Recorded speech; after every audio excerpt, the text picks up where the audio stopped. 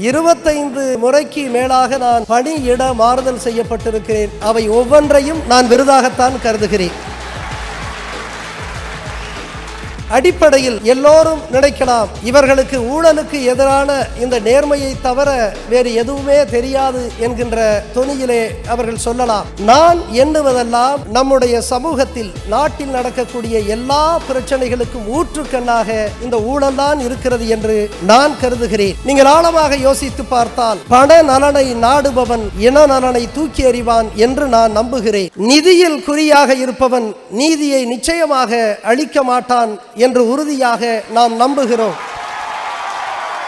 ஊழலில் ஊறித்தலைத்தவன் எம் மண்ணினுடைய எம் மக்களினுடைய இயற்கை வளங்களை சூறையாடுவதற்கு அனுமதி அளித்து விடுவான் என்றுதான் நாம் கருதுகிறோம். எனவே எம்முடைய மண்ணை எம்முடைய மக்களை காப்பதற்கு எமை போன்ற அதிகாரத்தில் இருப்பவர்கள் நிகரற்ற நேர்மைக்கு உரியவர்களாக இருக்க வேண்டும் என்பதற்காகத்தான் எம்முடைய நீண்ட நெடிய இந்த பயணத்தில் நான் தொடர்ந்து நேர்மையோடு பயணிக்கிறேன். இந்த நேர்மை அது என் சமூகத்திற்கான நேர்மை என்று நான் சொல்ல ஆசைப்படுகிறேன்.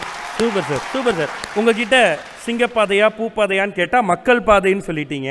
எப்போ அந்த மக்கள் பாதையில் மக்களை தலைமை ஏற்று நடத்த செல்வதற்கு வரப்போறீங்க? அது மக்கள் பாதை என்றால் மக்களே தலைமையேற்று நடத்தக்கூடிய ஒரு சூழல் தான் ஏற்படும். நிச்சயமாக நாம் சொல்லுவதெல்லாம் அரசியலுக்கு அப்பாற்பட்டு எம்முடைய சமூகத்தில், தமிழ் சமூகத்தில் மாற்றத்தை விளைவிப்பதற்காக நாம் பாடுபட்டு வருகிறோம். நிச்சயமாக ஒன்றை சொல்லிக்கொள்ள விரும்புகிறேன், அது அரசியலில் யார் வந்தாலும் சரி, இனி தமிழ்நாட்டில் எவரும் ஊழல் செய்ய முடியாத சூழலை எம்முடைய ஆயிரக்கணக்கான லட்சக்கணக்கான இளைஞர்கள் ஏற்படுத்துவார்கள். அதற்கு நாங்கள் நிச்சயமாக வழிகாட்டுவோம் என்று சொல்லிக்கொள்ள ஆசைப்படுகிறேன்.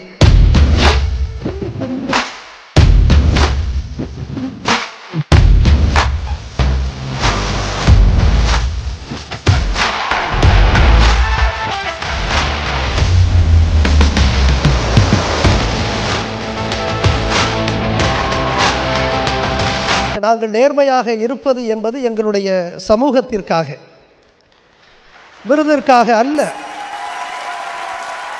ஆனால் இது போன்ற விருதுகளை நாங்கள் பெறுகின்ற பொழுது எங்களுடைய இளைஞர்கள் ஊக்கப்படுத்தப்படுகிறார்கள் என்கின்ற அடிப்படையில்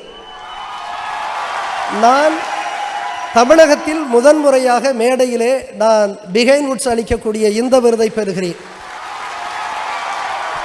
விருதுகள் நான் ஏராளமாக பெற்றிருக்கிறேன்.